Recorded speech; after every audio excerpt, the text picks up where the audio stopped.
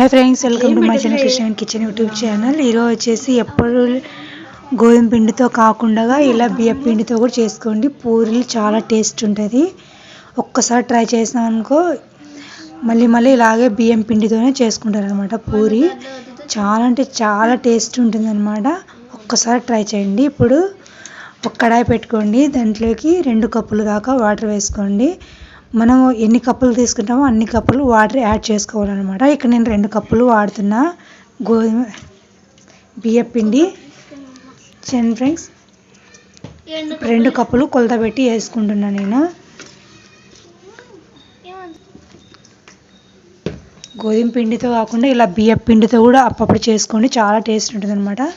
ఇక్కడ కొంచెం వాము జీలకర్ర వేసుకొని పిండిలో కలుపుకోవాలన్నమాట. ఈ బియ్యం పిండిలో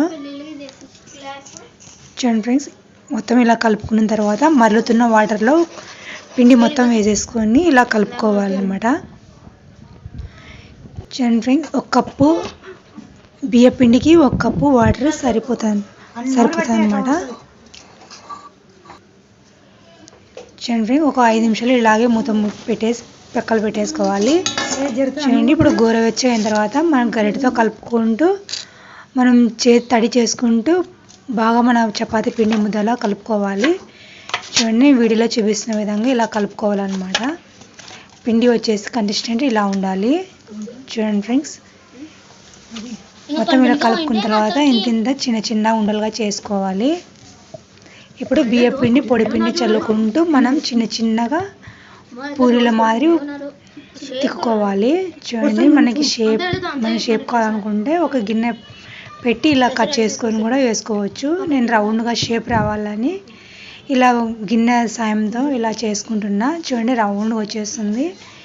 అన్నీ ఇలా మనం చేసి పెట్టుకునేవన్నీ ఇలా చేసి పెట్టుకోవాలి. ఈ మందం ఉంటే చాలు. ఇప్పుడు డీప్ ఫ్రై సరిపడా ఆయిల్ పెట్టుకోవాలి. ఆయిల్ హీట్ అయిన తర్వాత వేసుకోవాలి. ఇవి చాలా అంటే చాలా టేస్ట్ ఉంటుంది అనమాట. ఒకసారి ట్రై చేయండి. చూడండి, చాలా చక్కగా పొంగుతుంది అనమాట. బియ్యం పిండితో పూరీలు తయారు చేసుకోండి. ఇలా మీరు ట్రై చేయండి. ఎలా కుదిరిందో మా కామెంట్ సెక్షన్లో కామెంట్ చేయండి. కొత్తగా చూసిన వాళ్ళు మా ఛానల్ సబ్స్క్రైబ్ చేసి లైక్ చేసి షేర్ చేయండి ఫ్రెండ్స్. చూడండి, చక్కగా పొంగుతున్నాయి అనమాట. ఇలా ఒకసారి ట్రై చేయండి. పూరి బియ్యం పిండి పూరి చూడండి, పొరలు పొరలుగా వస్తుంది అనమాట. సేమ్ మన గోధుమ పిండి పూరీల మాదిరే బియ్యం పిండి పూరీలు కూడా వస్తాయి అన్నమాట. Thank you for watching.